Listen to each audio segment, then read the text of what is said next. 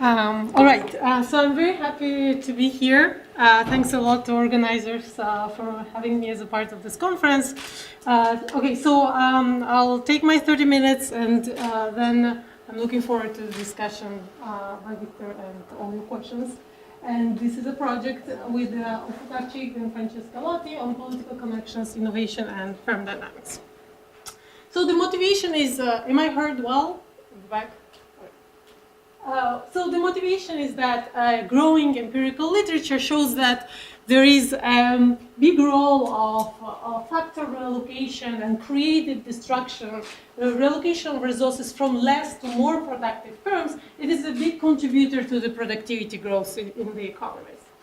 And theoretically, the basic premise of these creative destruction models have been that it is sufficient for an entrepreneur, for an entrant or follower to come up with a better idea, better quality product to seamlessly replace an existing incumbent and become a market leader. However, is this really the case? Or are there certain frictions in this process of reallocation that have received less attention in this literature? And if you think about this process, it always entails a tension between incumbent leaders and potential followers and challengers.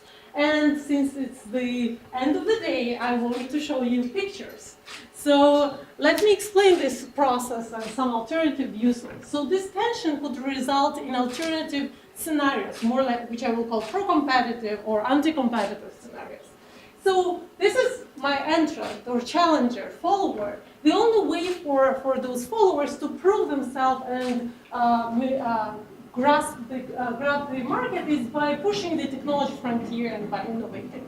Well, there are alternative ways how incumbents could react to that. They could react by innovating even more and challenging even more and pushing the technology frontier as well. But in alternative, more negative scenario, these incumbents who already have a market position, they can maintain their leadership through more protective or defensive strategies, and some type of those strategies could be political connections. So in this project, we want to really understand this marginal political connections as type of productive strategies and see in the data when do those firms rely on these strategies as opposed to innovation strategies, and how then these political connections affect firm dynamics, reallocation, and aggregate productivity process. And we will study it both theoretically and, importantly, empirically, given the newly available large-scale data set that I will tell you about from Italy. That's why Italian firms here. So the first part will be of the analysis is empirical. We'll provide some empirical evidence at the macro and micro level, and also try to think about that evidence through the, differentiating between alternative models. And then we'll develop a model consistent with the facts that I will show you, and think about what are the aggregate implications of that model. So let me directly jump into empirical analysis. So which political connections are we talking about right now? So we're not going to talk about connections with Berlusconi. We're not going to talk about very high-profile political connections, not those guys who are really in the spotlight. We will talk about potentially much less detectable political connections and potentially more pervasive connections with lots of politicians at the local level. So in Italy, there are more than 8,000 municipalities, 110 provinces, 20 regions, and there are lots of politicians employed in those. We have observations for up to 3 million of those politicians were employed there. So we'll talk about connections with those guys. And they hold substantial power, and they are responsible for lots of, let's say, administrative burden that firms are facing on an everyday basis, and they control issuing of permits, licenses, construction planning, provide local public goods and services, and so on and so forth. So, and those local politicians gained even more power after a series of decentralization policies in Italy after the 90s. So let me summarize the data here. All right, so the key central part of the data is the newly available social security data from Italy. So they opened their archives to external researchers. So this is the universe of private sector employment for almost the last 30 years, and the data is about individuals working in different firms, their careers, and of course, as a result, firms as well. So it's a universe of private sector employment. We complement this data with the balance sheet information for limited incorporated companies, and then in addition, we also want to understand that innovation activity, so we also add it with the patent data sets. Now, well, another part of the data is this individual level data set, right? So why is it important? Why do we need to observe those individuals? Well, it turns out that in Italy, local politicians, while they hold office, they can also work in the private sector, okay? So then we go to the National Registry of Local Politicians, and we construct social security numbers for them and link it with the social security data. So basically now we know which politician works in a particular firm in the same time as holds office. So for politicians, we know different characteristics, like which party or coalition the politician belongs to, what is the position, so we can think about different heterogeneity there. Later on, I want to put some causal estimates on some results, and we'll talk about regression discontinuity with marginal elections, somewhat similarly to what has been already talked today. So we collected the data, elections data, and we can really identify which elections were decided in a very thin margin. So let me again highlight definition. So connection contemporaneously at time t will be equal to 1 if a firm at time t employs any type of local politician at that time. Now there will be some heterogeneity. So for example, hiring connection will be if you are employing somebody who's a mayor, vice mayor, president, like key individuals. And majority level connection will be if you're employing somebody from a majority party at the local level. So the outline for the empirical analysis is that I'll show you some summary statistics, and then we'll go more to the firm level moments, and then politician. Majority or largest? Majority and largest. It's similar, so. Yeah, so seats is the same. So mayor, you can have affiliation with the same party or coalition as a mayor, that's a majority, but it's equivalent to number of seats. So it's the same. Larger number of seats. It's the same. The largest party you don't have majority. But what do you mean by largest party? I mean, there are 5 parties. There are thousands. So yeah. So Majority is more than half. Seats. If you have more seats, then you are in majority. No, you're majority, you have more than half. Oh, there is okay. You are so there is always majority premium. You always have more than you are. If you're in majority, you always have more than half of seats. Okay. So summary statistics, perhaps not surprisingly, it's Italy. So we do see that a lot of firms have political connections, even with this conservative measure of contemporaneous connections. Although, like across industries, about 5% of firms are connected. Well, not surprisingly, larger firms are more connected, and they account for about a third of employment. So in terms of like which kind of industries we wanted to understand some heterogeneity, not surprisingly, in those industries which face more bureaucratic or regulatory burden, we construct a new index of regulations and bureaucracy depending on the newspaper analysis. We see that in those industries we also have higher share of reliance on political connections by firms.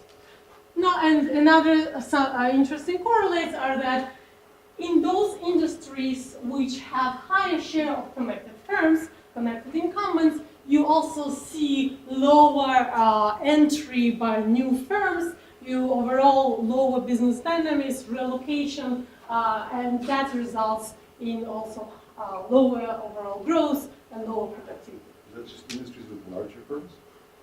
So clearly, a lot of that will be also with large. So incumbents are larger and also more politically connected. But even controlling for the size of top firms, we see some of this relationship. And this is conditional on the fixed effects of industry region in here. Okay, so these are some summary statistics. So let me now move on to the firm moments. And first thing that I want to tell you about is the relationship between market leadership innovation and political connections. And this relationship is important in order to think about distinguishing between alternative scenarios that I was telling you about. So in one scenario, market leaders would react by more innovation, potentially maintaining their leadership by more innovation. But in another scenario, after they already have leadership, they may maintain them through more political connections. So that's what we wanted to check in the data. So what we will do here, I will just, here in each market, and market for me is industry, region, year, but it doesn't matter, it can be industry, year, for example. And I will rank firms by their market share. So that will be my number one top firm, top 5, top 20 firm within a particular market. And I'm going to look at one of the measures of a politician's intensity here, normalized scale by size of the firm. So we see that those firms that are market leaders are most politician intensive relative to their direct competitors. However, if we look at one measure of the innovation intensity, and here we look at the patterns also normalized by size, we see that actually they're less innovation intensive than their direct competitors. And this overall trend, it seems like they go in the opposite direction, but this one actually is not that surprising. Even like in the US, with census data, it has been shown that firms, as they grow, we know that they slow down, they do less impactful innovation, but what it shows here is that potentially they rely on other strategies, non-market strategies, to survive in the market. Now, this connections, so I was talking about incentives to potentially get connected or innovate. Now, what do those connections bring to the firms? So I'll talk about some observables at the firm level and their relationship with political connections. And first one is, of course, survival.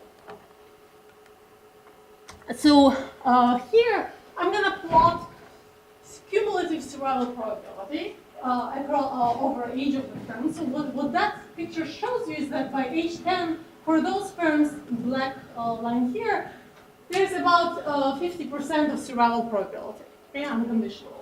Now, if we look at the firms that have had connections, but never very important connections, we see that this survival probability is increasing. If the connections was with majority party, this increases even further, and with a key individual, that is even further. So it seems like also the effect from the heterogeneity is important.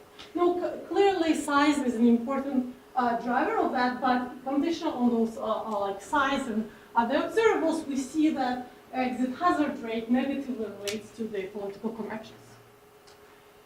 Now, how does firm growth relate to political connections? So again, thinking about alternative scenarios, in one case, if, for example, political connections are used by the firms to introduce new products or enter into new markets, then you would see that firms would grow in terms of size, but they would also grow in terms of productivity. So that would be coupled together. But in an alternative, more negative scenario, for example, you would observe a relocation of resources towards connected firms, but not necessarily because they're more productive or they grow in terms of productivity. So that is the margin that we're going to exploit here, the growth in size versus productivity. So this is the growth in terms of size. First two columns are about the employment growth to the next period and the sales value-added growth here as a function of different controls at the firm level and also within firms in these two columns. So we see that, for example, connections at time t is positively associated, and that's quite a large number, 3 percentage points, 4 percentage points of growth for Italy especially. And connection with majority gives you additional small kick in addition to further growth. Now, if we look at the productivity growth here measured as labor productivity or solo residual or DAP growth, then we see that, if anything, actually it's negatively related to the productivity growth of firms. Now, this results on growth in terms of size versus productivity is potentially important and also will help us to think how to model correctly. So we will try to put some causal estimates on that. And I assume I have 15 minutes. So let me quickly tell you about RD design that we do. Of course, ideally, I would want to randomize those politicians across different firms, which I can't do. But what we can get close to random situation is the elections where being in majority or minority was decided by kind of a chance, like breaking news or some weather shock, something like that. So, and we'll try to put a causal, have a causal identification of the effect of the majority level connections on growth. So, and the idea is that to look at the firms that have been connected with politicians who became marginally winning versus marginally losing politicians in the next period, and look at their outcomes after the election. So basically, losing firms are kind of a control for the winning firms. So in our data, we can define the margin of victory, which is the share of winners minus losers in the decisive round. We have lots of elections in Italy, and lots of those elections were also decided on a very thin margin, the municipal, provincial, or regional levels. So let me directly jump into some figures, and then I will show you later more precise identification. So first here I will show you employment growth after the election, and time t is the election time. So it's a growth from time t to t plus 1. And here I will look at the positive victories, victories of margins. So as which means that those are those firms that have been connected with winning politicians. And we will bundle them and show basically these are their normalized growth rates. And here we will look at the growth rates of those firms that were connected with losers. So if the regression discontinuity is valid and generated a random assignment of firms into who won or lost, then the discontinuity exactly at the margin should tell us about the causal inference of the effect of majority level connections on growth. So we see that, for example, for the employment growth, these results are quite well visually large and positive. However, we don't see this being true for the productivity growth. Now let me more formally put numbers on that using some standard RD techniques, and in particular we look at local linear regressions as our benchmark results for the outcome variables, which is the growth of the next period, and our main variable of interest is whether you are the winner or loser, and winner means that you were connected with the politician who won in the election at time t. And then it's a local linear regression, so we have local polynomial on both sides of the threshold. So, and then we look at the robustness with controls on that, and I can talk about it if we have enough time. So, so very quickly, so this RD results show us that basically that estimate that I will show you about is about 4 percentage points for the winning firms relative to losing firms. While we don't have, well, at least precise estimates for the productivity growth. So this is consistent with what Victor was showing us, that the firms that are in trouble have negative productivity growth and are trying to get political connections? So we can talk about, so what this really identifies as the difference, right? I can't identify as the difference. So here, both of them actually are connected.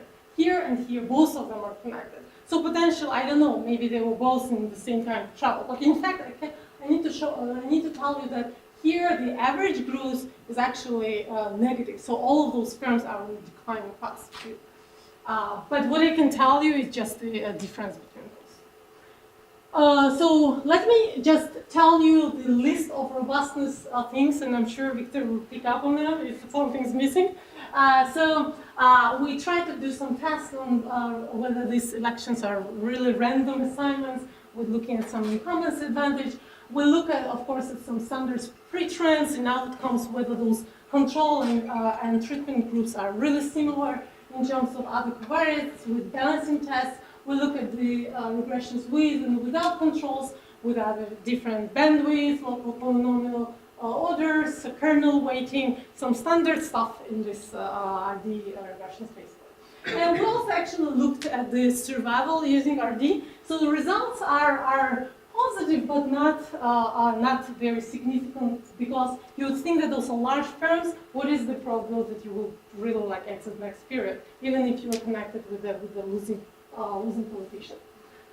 So finally, let me just give you quickly the last fact on the empirical section. Since we have social security data, so we know the wage bill of those politicians, we can see whether those potential rents from political connections are split also with politicians. So, of course, we only have this official statistics, not what was happening under the table, but so we look at the wage premium of politicians relative to their co-workers in those firms where they're employed.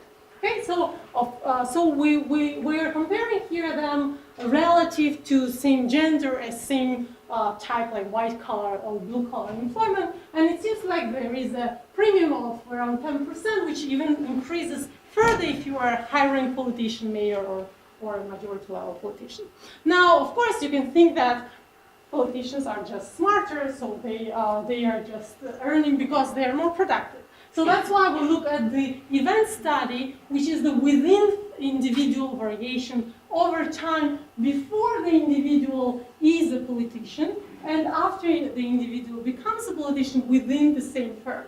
Okay? And again, we look at the relative to co-workers in the same firm. So we look at the wage premium event study. And this is, of course, normalized. These are coefficients from the regression. So we see that there is not much trend before the event when politician becomes a politician, worker becomes a politician. But over time, we see that after the worker assumes the political office, there is some increase in the wage premium relative to the co-workers.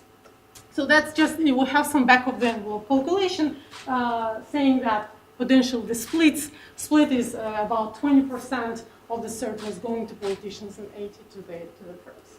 Now, which do I have time? So overall, let me just summarize that. Okay, so larger firms, it seems like market leaders have more incentive to get political connected, but they have lower innovation intensity, and these connections lead to higher growth, but not necessarily to growth in terms of productivity. At the macro level, those connections at the more aggregate level seem to be correlated with lower business dynamics. So let me now, in the last 7 minutes, tell you a little bit about the model and where we're going. So I want to think about the model of innovation, like standard models of innovation, Schumpeterian creative destruction models. And what are those models about? It's about the models where firms come up with innovations and they replace the incumbents, and that's how growth happens in the economy. So I want to think about those models, but put political connections there as an alternative strategy to survive in the market. Now, I don't have time to talk about different ways of modeling here, but I will show you right now the model which is consistent with the empirical facts that I showed you, and we'll talk about the basically this having political connections helping in the input market. More specifically, think about like standards, which is right now quite fashionable, having wedges like Alashi and Klino wedges in the input market. So, for example, because of regulations or bureaucracy costs, or you can think about other stuff as well. So, and then think that political connections, what they help with is that they remove these wedges. Okay? Well, of course, they come at some cost.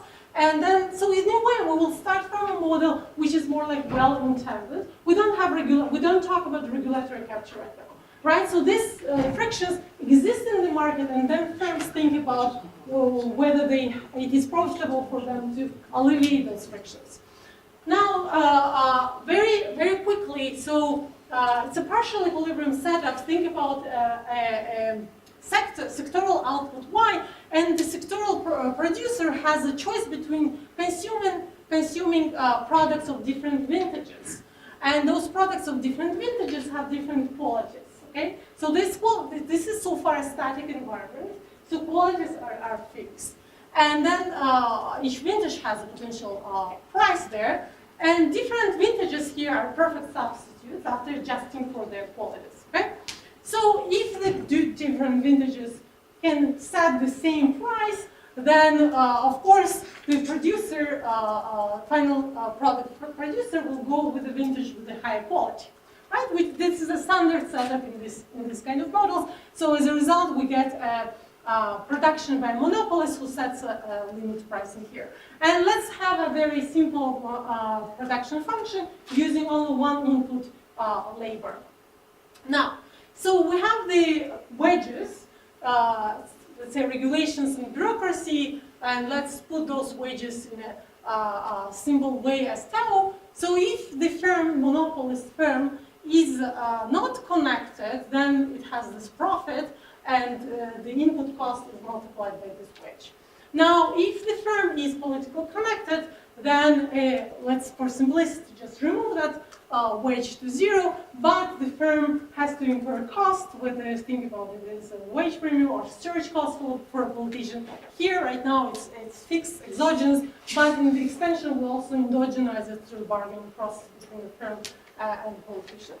Now, static optimization will very simply deliver a prediction that connections will lead to higher employment growth, so you will grow because it's just cheaper for you, the inputs become cheaper, but not necessarily because, in terms of labor productivity growth. And it's quite similar to the intuition from this misallocation literature. Now, what I want to get from this static problem is that when firms decide to get connected, well, of course, they compare the profit from being non-connected versus being connected, which here, in a simple way, results in a threshold rule. And what does it tell you? Basically, firms in this model just connect in order to get rid of these frictions in the market. Okay?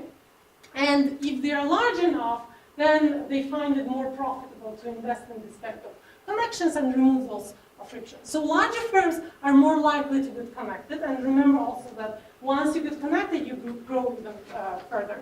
And in those industries that face higher regulations, of course, the connections will be more prevalent. And in the last 3 minutes, I'll tell you about some intuition from the model if we add dynamics, which I think brings interesting intuition. Now, introduce the entry and innovation in this environment. Incumbents or entrants could potentially, for example, introduce a better vintage product. Now, one thing that you have to, so you have to swallow here, but it is supported in the data, is that even conditional on the size, age matters for connections. So the way we take it and we assume in the model is that ability to develop political connections takes time. So you need to get exposed to a network, and then you can get connected with the political system. Of course, some type of firms, some share of entrant firms will have an ability to get connected, but some type of the firms will not have this ability at birth. But there is a switching Poisson arrival rate of switching these types. Okay, so crucial point is the following. So as usual in this model, so basically for entrants to replace you, so there will be some exogenous, for now, arrival rate of innovation by entrants. Now those entrants have a higher productivity in terms of the quality. They have a higher quality product. But the trade-off, important trade-off is the following. Although entrants have a better technology, they are relatively disadvantaged in removing the regulatory burden in the case when there is an asymmetry. So when there is an asymmetry in terms of immunity to this regulatory burden and wages in the economy, then those entrants will find this asymmetry as if it was an entry barrier to them, and they will endogenously basically create, lead to lower creative destruction. So in this asymmetric case, basically, we will see that connected incumbents will face a lower creative destruction. Now, of course, this has an implication in terms of the incentives of the firms to get politically connected. If you compare now the static cutoff that I showed you before to the dynamic cutoff, so in the dynamic world, firms are forward-looking, so they're taking into account that by being connected today, they potentially also preempt preempt the exit tomorrow. So they compare their value from being non-connected to connected, and which leads to this dynamic threshold. Again, larger firms will find it profitable to get connected, but interestingly, now we have this, this region where connections will happen not just to lower static production costs, but to prevent dynamic entry. And basically this leads to the implications that connected incumbents are less likely to exit, and there's a lower business dynamics in those industries. And just one last slide in my -1 minute is that, so basically this model shows you that statically there may be potential of the gains by removing frictions in the economy, but dynamically the fact that economy starts with wedges, starts from with these regulations and frictions, and in addition there is an ability to influence these wedges by political connections, creates an unleveled playing field leading to dynamic inefficiencies, which are here lower entry and relocation. And let me stop here and give floor to Victor. Thank you. Okay, so here we go again. I think you must find it ironic that I'm always the last thing between you and lunch or dinner.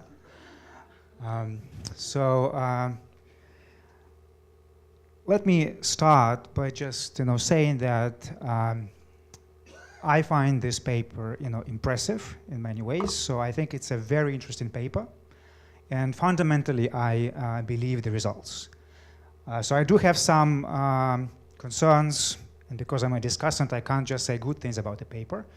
But all of the concerns I have are fixable. I chose my concerns wisely so that I think they are all fixable. So let me tell you that Salomé it didn't come through in the presentation, but the amount of data work is truly impressive. So I know how difficult it is to collect and combine data, especially in Italy, and elections in Italy are horrendously complicated. I tried to understand how they formed their majorities in the most recent election. So I think we should applaud the sheer amount of work that they've done. So I will discuss primarily the empirical part, because I think that's the part that I am least unqualified to discuss, and from a finance perspective, because that's what I do. Let me start by saying that there is a very long tradition in finance which shows that connections are valuable to firms. Okay, so we know, and there is causal evidence as well, and Lev and I also have worked on that. So we know that connections are valuable to firms, and as a result, firms respond by participating in the political process in a variety of ways. And there are many papers doing that, so I don't have the space to cite all of them. The question which I think this paper is trying to address is whether political connections are valuable in the aggregate, or do they lead to distortions that we as economists should be concerned about. And as Lev knows, it's very hard to actually provide evidence on that. So this is what this paper does. So what they show is that connections are widespread. After all, we're in Italy. They seem to help firms survive and grow. At the same time, they appear to be detrimental to innovation. So what this paper tries to show is that politically connected firms are less likely to innovate. So politicians are better paid. I'm not going to talk about that. So in my reading, the paper essentially interprets this evidence as this reallocation of resources from less productive to more productive firms, some nefarious backroom deal-making between firms and politicians, and that's ultimately detrimental to innovation and creative destruction. So the data set is truly impressive. It's it's very rich, and I think they can answer many more questions with that. So they look at individuals working in Italian firms. They link that with the social security records, with the registry of local politicians, patent data. So truly impressive. And then they look at political connections at this local level. So they define a firm as politically connected if it employs a local politician, be it a mayor or somebody in the regional government and so on and so forth. So this is what I think is the main result. I think. So essentially, what it shows is that political connections are detrimental at the industry level. So lower growth, lower labor productivity, a lower share of young and small firms, a lower entry rate, and so on and so forth. So this is what I think Salomé tried to show. And they also identify this leadership paradox. So market leaders are more likely to be not only politically connected, but also per worker. They have more politicians on their payroll. At the same time, they appear to be less productive. Okay, so this is the paper as I read it. Now let me share some concerns with you. So the first concern is relatively minor and easily fixable, but it's quite obvious. So the central claim in the paper, I think, is that political connections affect industry dynamics. So the way you calculate standard errors must reflect that. So when I was reading the paper, it wasn't clear to me whether the authors have settled on a way to calculate standard errors, because in different tables, standard errors are calculated differently. In fact, if you look at this table here, so this is a t-stat of 55, which seems a bit rich. I've seen data with we have data with tens of millions of observations. Once you account for the correlation structure, you rarely see t-stats of 10, even in data sets with tens of millions of observations. So what I suggest, I think it's easily fixable, by the way. So because if you truly believe your results and your theoretical framework, so there must be some clustering at the industry or geography level. So there are many ways in which you could do that, by geography, industry, or by geography year, industry, or in double clustering by industry and geography. But I think this is important, because otherwise the correlation structure is not there. Now the second concern, which is the last concern I'm going to be really talking about, is endogenate. So it's a cheap shot, but I will provide a suggestion. So implicitly, I think the paper tries to make two claims. Political connections cause firms to innovate less, and political connections cause higher growth. Productivity, labor growth, maybe sales growth, and they cause a higher survival rate. So if both of these claims are correct, then this, I think, is pretty good evidence that there is reallocation of resources from more efficient to less efficient firms because of political connections.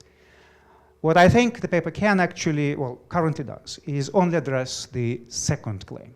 So I think that the RD design that they're doing is eminently appropriate.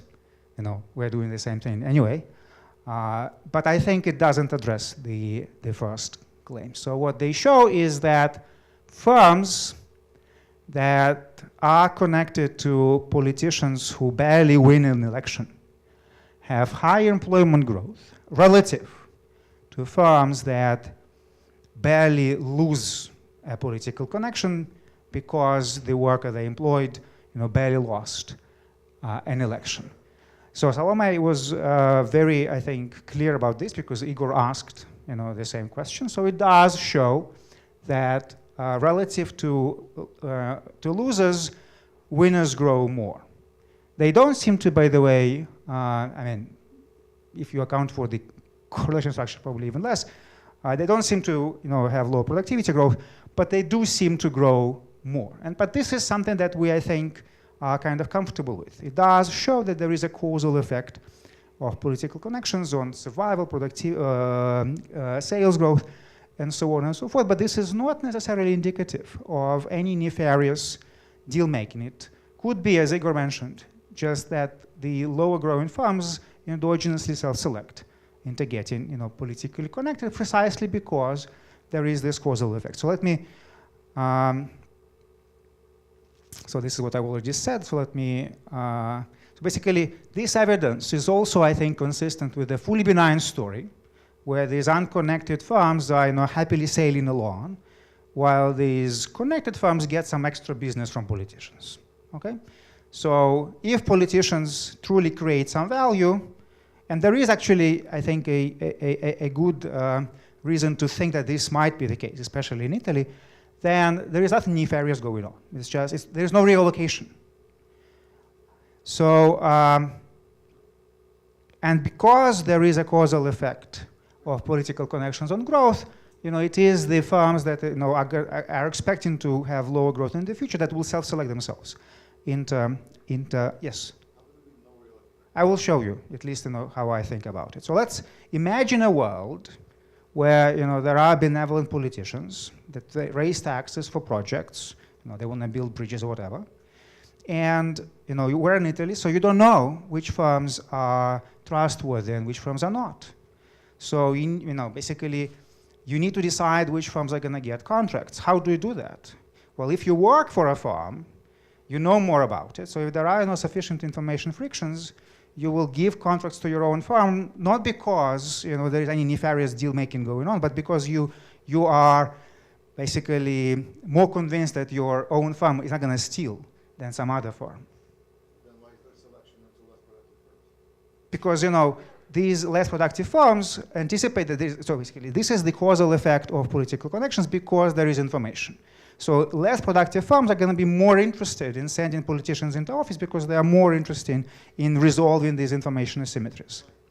Because they are because they are facing lower growth rate in the future, so they self-select themselves to do that. Why not? Why wouldn't the high productivity firm do the same thing? Because they can do it with other means. So basically, relatively speaking, if you are a low productive firm, so if you know that your growth prospects are going to be high, even if you can do it with other means. With other means. Doing it with this mean is misallocation. No, it's just resolving information frictions. Unless you finish it, I think we're out of time. Okay, at least that's how I think about it. Am I correct? Igor thinks that I'm not correct.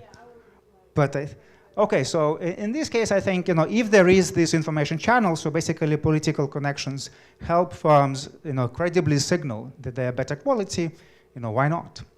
Now, I think you can deal with it, so this is going to be my suggestion, because you actually should observe, and one thing, this is a quibble which you did mention. So one thing that you observe is that most of the connections that you have don't actually appear to be strategic at all. It doesn't seem, in fact, in your data, that firms are actively so that actually works somewhat against my story. It doesn't seem that the firms really hire politicians once they get elected to establish political connections. And I think this actually is something that you might explore.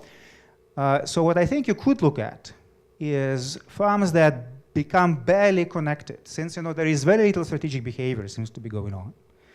Firms could have no connections, and then one of their workers, by pure chance, wins this close election. So then you see firms becoming connected by chance, and if those firms show a different kind of performance trajectory afterwards, I think you could attribute that causally. That's how are these. No, but you look at winners versus losers. What identifies winners or losers? So a winner is if you have somebody before employed who becomes a politician after. Otherwise, then the selection issue. Correct, but you could look just at firms that didn't have anyone employed who was a politician. Basically, a winner versus loser, it could be you have always been politically connected. Then, you keep being politically connected. It's just that, before you were winning lopsided elections, now you all of a sudden won a close election. So, a firm which has always been connected throughout the sample will still be in the sample of close elections simply because, once in a while, one of its workers won a close election. What I think is a better test is that you could look at firms that didn't have any political connections before one of their workers won a close election. So basically, that's going to be 0, and that's going to be 1 afterwards. Because now you have ones and ones, but some of those ones are, they weren't close before, they were close afterwards, and you do compare them to the losers.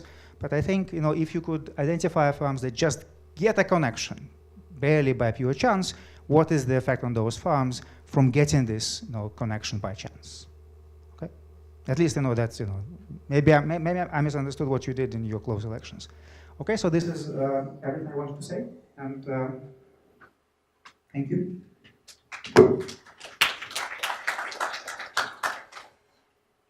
Thanks a lot, Victor. I'm glad I have a discussant who also has a paper on political connections on RD, because now he's more lenient to common problems that these papers are facing. But jokes aside, so, okay, very quickly about different points. Well, clearly, as you said, like, you brought the those tables with the regressions at the aggregate level, and yes, these stats are large, but already you can anticipate that whatever you do with clustering at the industry or robust standard errors, it's like it doesn't really matter much. So I really check that. So that's about that point. So another thing is that I'm not sure if there is any like ambiguity about that, but maybe let me be very clear, because there was discussion about. So the way RD works here is that, yes, we look at the firms that were connected, so not connected, employing person who potentially became a politician next period and became as a loser or as a winner. Okay, so we have a similar selection of the firms there. So those are both selected firms who potentially had problems with some I don't know, they wanted to win a contract, as your example, or they faced too much regulation. So both of them were struggling with something, and they wanted to connect with the political system. But then, by chance, it became a good connection, strong connection, not a good. So in that sense, I think the selection margin is exactly what this RD is trying to tackle. So I think what you were suggesting, if I'm not wrong, we can talk later. So among those, even in that sample, there could be a variation in the sense that maybe before election, that firm was still connected versus no, it was not connected. I think that's potentially what you're telling me. So I can't tell you exactly what that is. So I would need to go to the office, clear results, and tell you that. So that is potential thing that we could check indeed.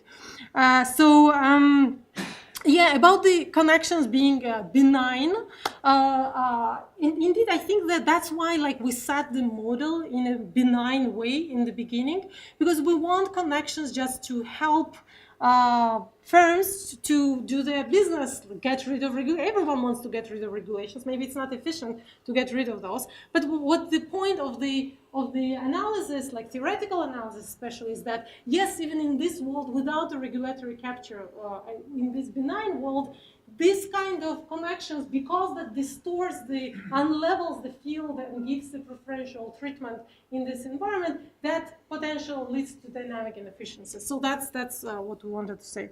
And yeah, so let me take more questions. Thanks a lot, Victor. I'm looking forward to discuss more with you.